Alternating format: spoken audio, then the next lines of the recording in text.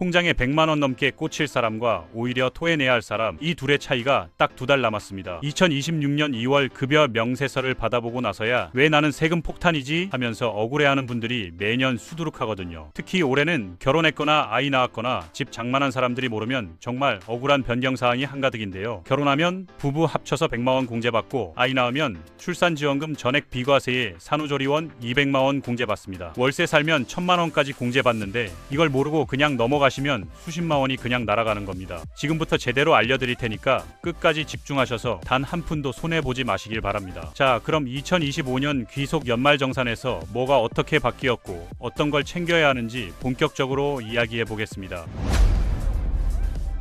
먼저 헷갈리시는 분들 많은데 2025년 귀속 연말정산은 2026년 1월에서 3월 사이에 진행됩니다. 2025년 한 해 동안 벌어들인 소득을 가지고 2020년 초에 세금 정산하는 거거든요. 국세청 간소화 서비스는 2026년 1월 15일쯤 열리고 회사에 서류 제출하는 건 대부분 1월 말에서 2월 초 사이입니다. 최종 환급금이나 추가 납부할 세금은 2026년 2월 급여에 반영되는 구조니까 미리미리 준비해 두시는 게 정말 중요합니다. 이번 연말정산에서 가장 큰 변화는 결혼하고 아이 낳고 집 장만한 사람들한테 확실하게 혜택을 몰아줬다는 점입니다. 정부가 저출산 문제 해결하겠다고 세금 혜택을 대폭 늘렸는데요. 먼저 결혼 세액공제부터 보면 2024년부터 2026년 사이에 혼인신고한 신혼부부는 생애 딱 한 번 세액공제 받을 수 있게 됐습니다. 본인이랑 배우자가 각각 50만원씩 총 100만원을 공제받는 거니까 재혼이든 초혼이든 나이 상관없이 다 적용되는 거거든요. 작년이나 올해 결혼하신 분들은 절대 놓치면 안 됩니다. 출산이랑 육아 쪽은 더 강력한데요.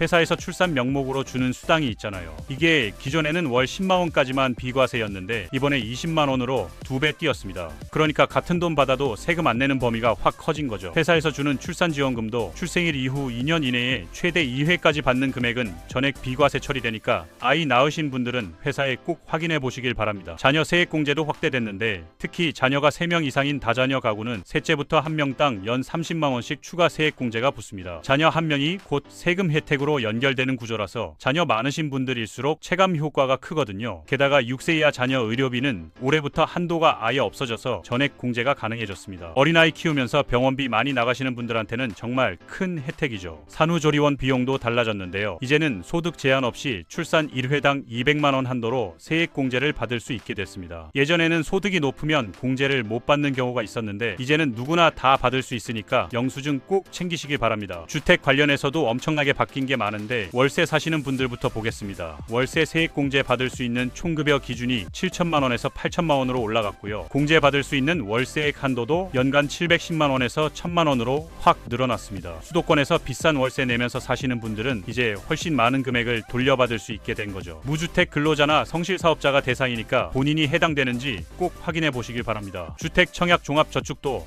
큰 폭으로 상향됐는데요. 납입액 소득공제 한도가 연 240만원에서 300만원으로 올라갔습니다. 그러니까 월 25만원까지 넣으면 공제 한도를 꽉 채울 수 있는 거거든요. 총급여 7천만원 이하 무주택 세대주가 대상인데 청약 당첨 확률도 높이고 세금도 줄이는 일석이조 효과를 누릴 수 있으니까요. 청약 통장 있으신 분들은 납입액을 늘리는 것도 고려해 보시길 바랍니다. 집 사신 분들 중에 대출 받아서 이자 내고 계신 분들 계시죠. 장기주택 저당 차입금 이자 상환액 공제 대상 주택이 기준 시가 5억 원에서 6억 원으로 올라갔습니다. 공제 한도도 기존 600만원에서 2천만원 수준까지 대폭 상향됐는데요. 특히 고정금리의 비거치식 상환하시는 분들은 최대 한도를 적용받을 수 있으니까 대출 조건 확인하셔서 빠짐없이 공제 받으시길 바랍니다. 전세 사시는 분들도 들으세요. 전세 자금 대환 대출 받으셨어도 이제는 공제 혜택이 계속 유지되도록 법이 정비됐습니다. 예전에는 대환하면 공제가 끊기는 경우가 있었는데 이제는 기존 차입일 기준으로 한도 계산을 계속 적용할 수 있게 된 거거든요. 전세 대출 받으신 분들은 이 부분 꼭 챙기시길 바랍니다. 기부금 쪽도 잠깐 말씀드리면 고향사랑 기부금 한도가 크게 올라갔고 고액 기부에 대한 공제율도 한시적으로 상향됐습니다. 특히 고향사랑 기부제는 10만원까지 100% 세액 공제가 되고 기부금의 30%에 해당하는 답례품까지 받을 수 있으니까요. 아직 안 하신 분들은 연말 전에 꼭 해두시는 게 좋습니다. 문화비 소득 공제도 새롭게 추가된 게 있는데요. 2025년 7월부터 헬스장이랑 수영장 이용료도 문화비 소득 공제 대상에 포함됐습니다. 총급여 7천만원 이하 근로소득자가 해당되는데 헬스장 다니시는 분들은 카드 영수증 꼭 챙기셔서 공제 받으시길 바랍니다. 신용카드 쪽도 재미있는 변화가 있는데 2025년 카드 사용액이 전년 대비 5% 10% 이상 증가하면 그 증가분에 대해 10% 추가 소득 공제를 해줍니다. 한도는 100만 원이니까 작년보다 카드 많이 쓰신 분들은 이것도 챙기시면 좋습니다. 그럼 이제 실무적으로 어떻게 준비해야 하는지 말씀드리겠습니다. 일단 2025년 11월부터 연말정산 미리 보기 서비스가 열렸거든요. 여기 들어가시면 1월부터 9월까지 카드 사용 내역을 바탕으로 예상 세액을 미리 계산해 볼 수 있는데요. 연말까지 어떤 항목에서 세금을 더 아낄 수 있을지 미리 확인하고 전략을 짜시는 게 좋습니다. 2026년 1월 15일쯤 되면 간소화 서비스가 본격적으로 오픈되는데 오픈하고 일주일 정도는 자료가 계속 업데이트되니까요. 1월 20일 이후에 최종 확인하시는 게 좋습니다. 의료비나 교육비, 기부금, 월세 이런 건 간소화 서비스에서 누락되는 경우가 많거든요. PDF 다운받고 끝내지 마시고 직접 한 번 더 확인하셔서 빠진 거 없는지 체크하시길 바랍니다. 월세 세액 공제 받으시려면 임대차 계약서하고 계좌이체 내역을 준비해야 하고요. 기부금은 영수증을 챙겨야 합니다. 간소화 서비스에 자동으로 안 뜨는 항목들은 본인이 직접 챙겨서 회사에 제출해야 공제를 받을 수 있으니까 이 부분 절대 잊지 마세요. 부양가족 자료 제공 동의도 미리 받아두시고요. 전 직장 다니셨던 분들은 원천 징수 영수증도 챙기셔야 합니다. 중도 입사자나 이직하신 분들은 특히 이거 빠뜨리는 경우가 많은데 빠지면 세금 폭탄 맞을 수 있으니까 반드시 챙기시길 바랍니다. 연말정산 간소화 서비스에서 일괄 제공 동의하시면 회사에서 자료를 한 번에 내려받을 수 있어서 편합니다. 신입사원이나 이직자분들은 이거 꼭 신청해 두시는 게 좋고요. 회사마다 서류 제출 기한이 다르니까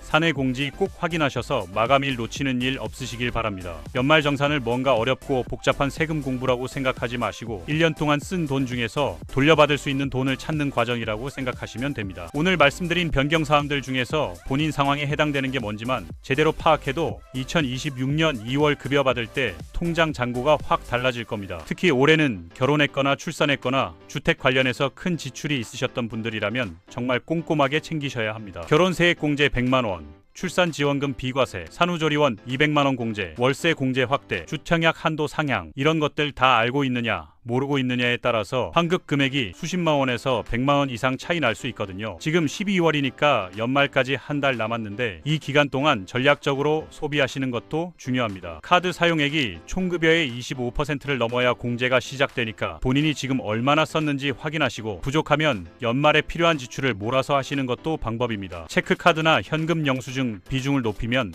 공제율이 더 올라가니까 이것도 참고하시길 바랍니다. 의료비 같은 경우는 가족 전체 합산해서 총급여의 3% 넘는 금액부터 공제되는데요. 연말에 안경 바꾸시거나 건강검진 받으시거나 치과 치료 미뤄두신 거 있으면 12월 안에 처리하시는 게 유리합니다. 특히 6세 이하 자녀 의료비는 전액 공제니까 영수증 절대 버리지 마시고요. 연금계좌 추가 납입도 고려해볼 만한데요. 연금저축이나 IRP 같은 거 가입하신 분들은 연말에 여유 자금 있으면 추가로 넣으시는 것도 절세 효과를 키우는 방법입니다. 세액 공제는 세금에서 바로 빼주는 거라서 체감 혜택이 확실하거든요. 고향사랑 기부제도 정말 강력한 절세 수단인데 10만원 기부하면 10만원 전액 세액 공제에 3만원 상당 답례품까지 받으니까요. 실질적으로 공짜로 특산품 받는 셈입니다. 아직 안 하신 분들은 12월 31일까지니까 꼭 하시길 바랍니다. 연말정산은 미리 준비하는 사람만 혜택을 누릴 수 있는 시스템입니다. 2월 되어서 급여 명세서 받아보고 나서야 그거 챙길 걸 하면서 후회도 이미 늦거든요. 지금 이 순간부터 하나씩 체크하시고 준비하시면 2026년 2월에 13월에 월급 제대로 받으실 수 있습니다. 정리하자면 결혼하신 분들은 결혼세액 공제 100만원, 출산하신 분들은 출산지원금 비과세랑 산후조리원 공제 200만원이 있고요. 자녀 있으신 분들은 자녀 세액 공제랑 6세 이하 의료비 전액 공제, 월세 사시는 분들은 공제 대상 확대, 주택 장만하신 분들은 대출 이자 공제 한도 상향이 있습니다. 청약 통장 있으신 분들은